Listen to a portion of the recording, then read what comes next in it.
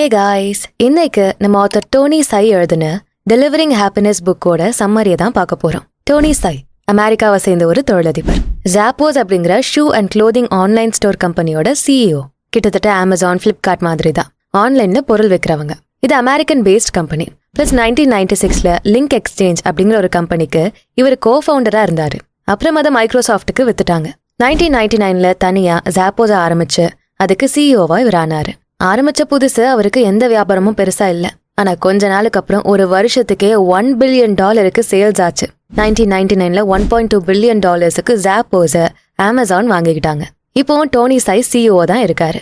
எப்படி நான் இந்த ஜாப்போஸை உருவாக்குனேன், எப்படி சக்சஸ் பார்த்தேன், நீங்க எப்படி ஒரு ஸ்டார்ட் அப்பை பிளான் பண்ணி சக்சஸ்ஃபுல்லா பண்ணலாம், வேலை பார்க்குற இடத்த குட் வைபோட எப்படி உருவாக்கலாம், உங்க சக்சஸை உருவாக்குற பாதையை எப்படி உருவாக்கலாம், இப்படி பல முக்கியமான கருத்துக்களை ஆத்தர் டோனி தன் அனுபவம் மூலமா ஷேர் பண்ணிக்கிறாரு.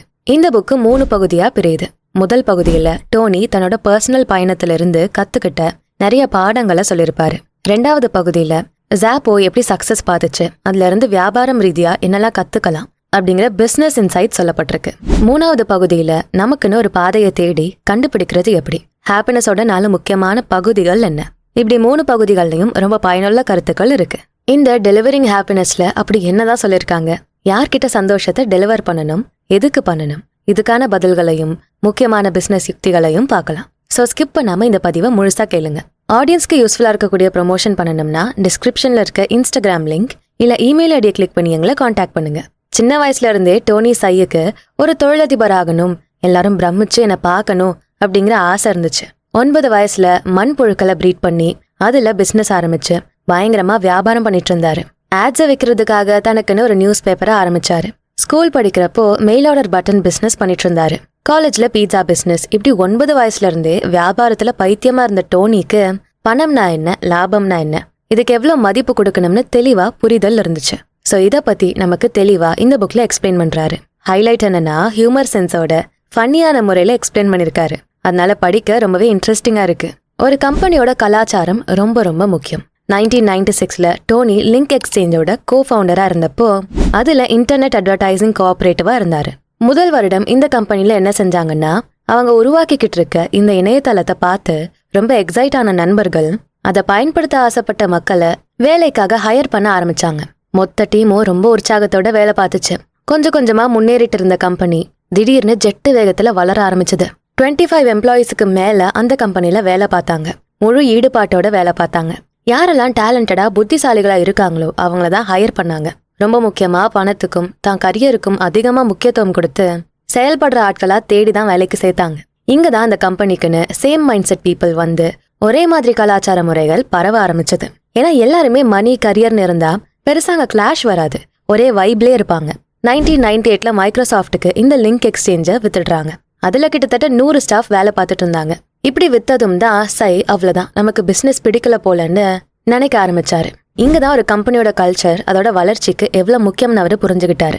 எல்லா மக்கள மாதிரியுமே தன்னோட சொந்த வாழ்க்கை அனுபவங்கள் மூலமா உண்மையான பேஷன்ஸை டோனி சை கண்டுபிடிக்கிறாரு.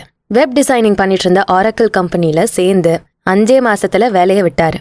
ஏன்னா இது அவருக்கு போரிங்கா இருந்தது. என்னடா இது, நமக்கு இது வரலையே அப்படிங்கிற எண்ணத்துலதான் முதல்ல லிங்க் எக்ஸ்சேஞ்சே ஆரம்பிச்சது.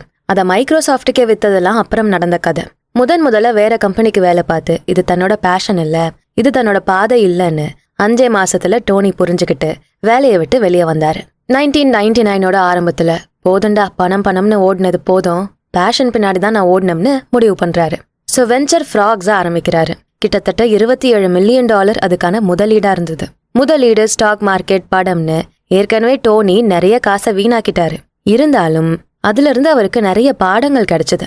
அவரை பத்தி நிறைய அவர் தெரிஞ்சுக்கிட்டாரு. பேஷன், பிசினஸ், இப்படி எல்லாத்த பத்தியுமே பாசிட்டிவ், நெகட்டிவ்ஸ் 2 வழியிலுமே தெரிஞ்சுக்கிட்டாரு. ஒரு தொழிலதிபரோ இல்ல சிஇஓவோ முதல்ல எடுக்க வேண்டிய முக்கியமான முடிவு என்ன பிசினஸ் இருந்தாலும் நம்ம பாஸா இருக்கிறது அப்படிங்கறதுதான். நம்ம உண்மையான பேஷன் என்ன பாதையில நம்ம பயணிக்கணும்னு தெரிஞ்சுக்கிட்டாதான் எடுத்த பிசினஸ பிரச்சனை இல்லாம செய்ய முடியும், நிலையாவும் செய்ய முடியும். மத்த மக்களோட கனெக்ட் ஆகி இருக்கிறதால நிறைய பலன்கள் இருக்கு.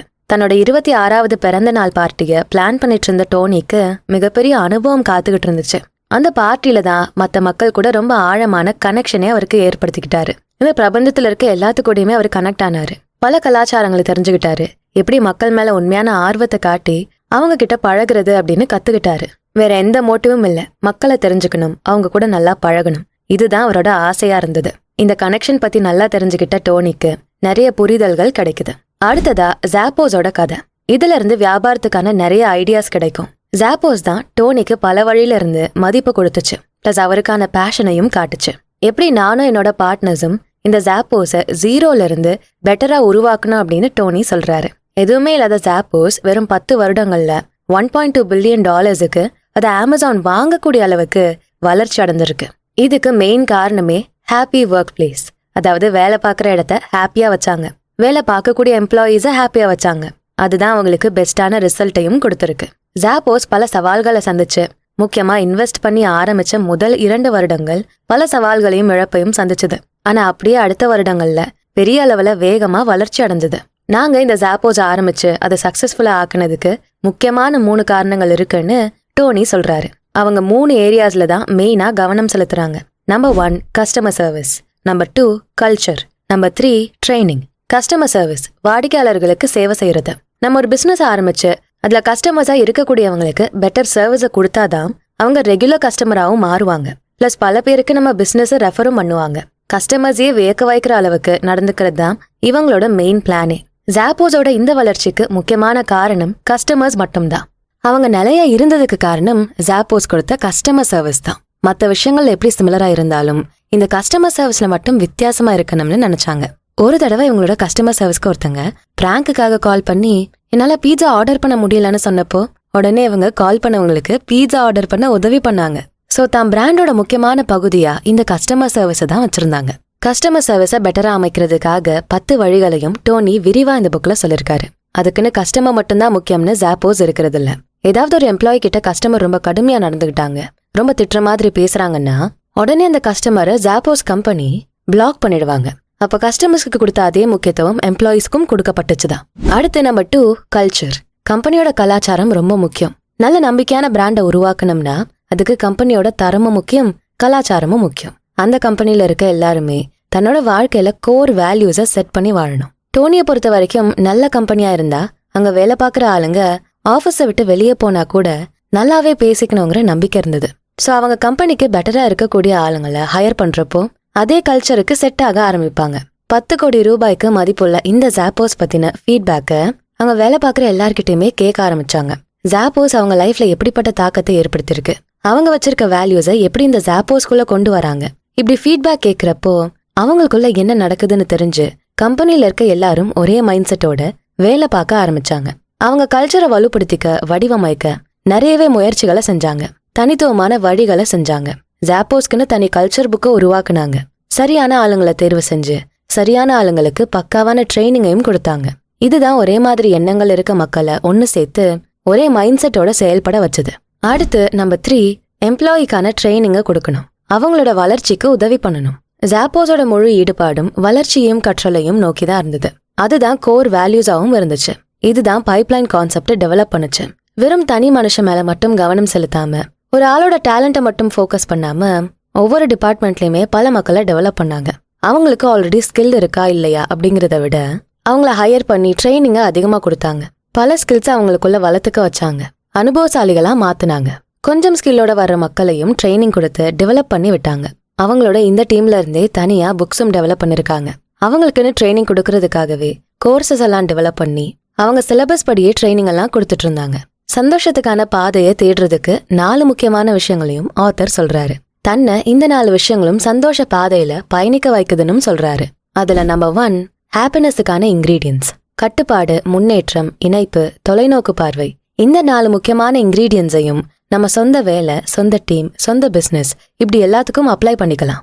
இதனால நமக்கும் சந்தோஷம், நம்ம கிட்ட வேலை பார்க்குற ஸ்டாஃப்ஸுக்கும் சந்தோஷம். அடுத்து நம்பர் 2 ஸ்டேக் ஹோல்டர்ஸை சந்தோஷமா வச்சுக்கிறது. நம்ம கிட்ட வேலை பார்க்கக்கூடிய எம்ப்ளாயீஸ், நம்ம கஸ்டமர்ஸ், இன்வெஸ்டர்ஸ் இப்படி எல்லாருக்கும் சில தேவைகள் கண்டிப்பா இருக்கும். அதை நிறைவேற்ற வேண்டியதும் நம்ம கடமை தான்.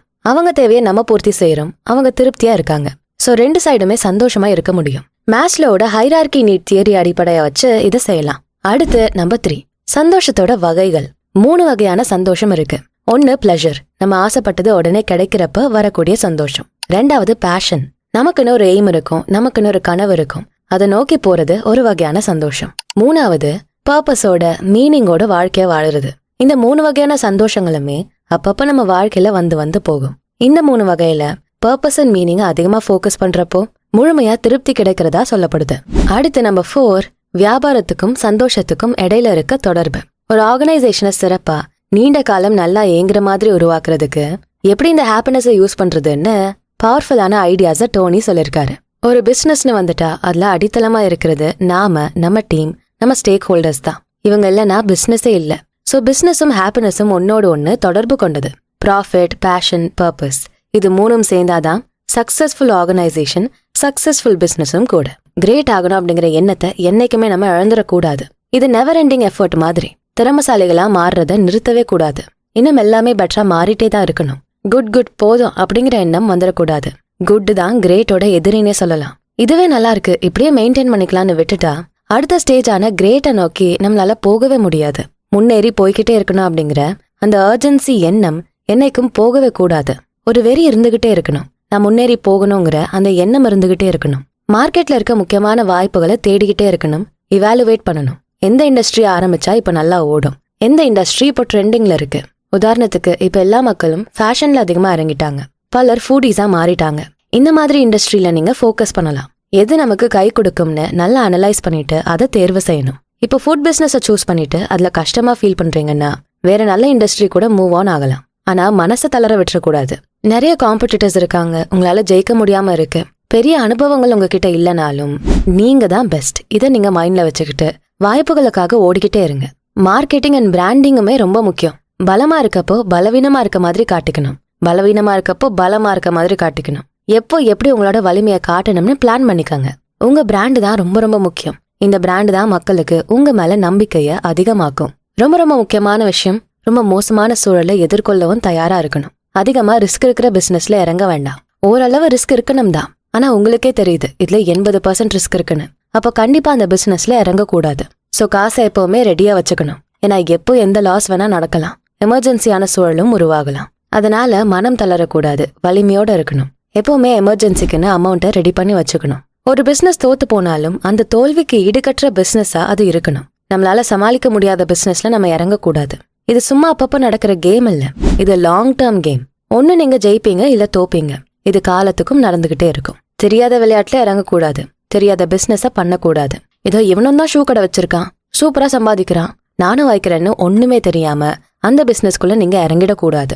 இது ரொம்ப பெரிய முட்டாள்தனம். ஏமாத்த நினைக்காதீங்க. ஏமாத்தணும்னு நினைக்கிறவங்க கடைசி வரைக்கும் ஜெயிக்க மாட்டாங்க. பிசினஸ்னு வந்துருச்சுன்னா நமக்குன்னு ஒரு சில கொள்கைகளை நம்ம உருவாக்கிக்கணும். அந்த கொள்கைகளுக்கு கட்டுப்பட்டு இருக்கணும். அதை மீறி விலகி வந்துட வேண்டாம். கேமுக்கு ஏத்த மாதிரி வளைஞ்சு கொடுத்து விளையாடணும். பொறுமையா இருக்கணும். 2 மாசம் சம்பளம் வந்தா போதும்னு பிசினஸ் பண்ணக்கூடாது. லாங் டேர்மா யோசிங்க. நீங்க எடுக்கிற பிசினஸ் நீண்ட காலத்துக்கு கை கொடுக்கணும். முழு ஃபோக்கஸோட எனர்ஜியோட விளையாடணும். புதுசா இன்வென்ட் பண்ணணும். இது தாண்டி பெட்டரா நமக்கும் மத்தவங்களுக்கும் சந்தோஷத்தை கொடுக்கணும், திருப்தியை கொடுக்கணும். இதுதான் பிசினஸ். ஹாப்பினஸ் தான் முதல்ல, அப்புறம் தான் பேஷன், அதுக்கப்புறம் தான் பிளஷர் இப்படின்னு டோனி சொல்றாரு. சோ பர்பஸோட வாழணும், அர்த்தத்தோட வாழணும். ஒரே ஒரு விஷயத்துல மட்டும் கவனம் செலுத்தி அதுல பெஸ்டா இருக்கணும். வெறும் லாபத்தை மட்டும் பார்க்க கூடாது. கம்பெனி கல்ச்சரும் முக்கியம். கஸ்டமர் சாட்டிஸ்பாக்சன் ரொம்ப ரொம்ப முக்கியம். பணம்னு ஓடாம பேஷனோட பர்பஸோட செயல்படணும். பணம்ங்கிறது காலத்துக்கும் சந்தோஷத்தை கொடுக்காது. உங்ககிட்ட இருக்க எல்லாத்தையும் இழந்து நிக்கிறப்ப கூட நீங்க சந்தோஷமா இருக்கீங்கன்னா அதுதான் உண்மையான ஹாப்பினஸ். இது எப்ப வரும்னா வாழ்க்கையில உங்களுக்கு பிடிச்ச விஷயத்த நோக்கி நீங்க ஓடுறப்ப மட்டும்தான் வரும். தோத்தோம் நமக்கு பிடிச்சதை செஞ்சுட்டு தோத்தோமே அப்படிங்கிற திருப்தி இருக்கும். சோ பணம்னு முதல்ல ஓடாம பேஷனை நோக்கி ஓடுங்க. பணம் தானா பின்னாடியே ஓடி வரும். இந்த புக்கை பொறுத்தவரை பிசினஸுக்கான நிறைய யுக்திகள் இதுல கொடுக்கப்பட்டிருக்கு. ஒரு பிசினஸ் எப்படி இயங்கும் அப்படிங்கிற அடித்தளத்துல இருந்து சொல்லப்பட்டிருக்கு. சோ படிக்க நிறைய நாலேஜ் கிடைக்கும், நிறைய ஐடியாஸ் கிடைக்கும். நிறைய டாபிக்ஸ் இருக்கு. ஆரம்பத்துல டோனி அவரோட சொந்த கதையெல்லாம் சொல்லியிருக்காரு. அது சுயசரிதை மாதிரி தெரிஞ்சது. ஆனா அதுலயுமே உங்களால பிசினஸ் யுக்திகளை பார்க்க முடியும். பெட்டர் ஒரு ஹைலைட்டரோ பென்சிலோ எடுத்து வச்சுக்கிட்டு முக்கியமான பாயிண்ட்ஸ் எல்லாம் ஹைலைட் பண்ணிக்கோங்க. அவ்வளோ வேல்யூபிளான இன்ஃபர்மேஷனும் இருக்கு. பட் நிறைய கண்டென்ட் இருக்கிறதால படிக்கிறப்போ சில முக்கியமான கான்டென்ட்ஸை நோட் பண்ணாம மிஸ் பண்ணிடுவோம். அதனாலதான் இந்த ஐடியாவை சொல்றேன். டெலிவரிங் ஹாப்பினஸ் இப்படின்னு டைட்டில் பார்த்ததும் சாதாரண புக்கா நினைச்சிட வேண்டாம், பக்கா பிசினஸ் புக் இது. ஸோ கண்டிப்பா இதை நான் ரெக்கமெண்ட் பண்ணுவேன். இப்போ இல்லைனாலும் ஃபியூச்சர்ல நீங்க ஒரு பிசினஸ் ஆரம்பிக்க போறீங்க, உங்க கரியரை எப்படி சூஸ் பண்றதுன்னு தெரியலன்னு குழப்பமா இருக்குன்னா இந்த புக்கோட முக்கியமான கான்டென்ட்ஸ் கண்டிப்பா உங்களுக்கு ஹெல்ப்ஃபுல்லா இருக்கும். ஸோ இந்த வீடியோவை இதோட நான் முடிச்சுக்கிறேன். இந்த வீடியோ உங்களுக்கு பிடிச்சிருந்தா ஞாபகமா இதுக்கு ஒரு லைக்கை போட்டுட்டு உங்க ஃப்ரெண்ட்ஸ் அண்ட் ஃபேமிலிக்கு ஷேர் பண்ணுங்க. நம்ம சேனல்ஸ் பியாண்ட் ஆர்டினரி அப்புறம் பாடி அண்ட் சோல் தமிழ் ரெண்டுத்துக்கும் சப்ஸ்கிரைப் பண்ணிட்டு பெல் ஐக்கானை அழுத்திருங்க. நான் உங்களை அடுத்த வீடியோல பார்க்குறேன். நன்றி.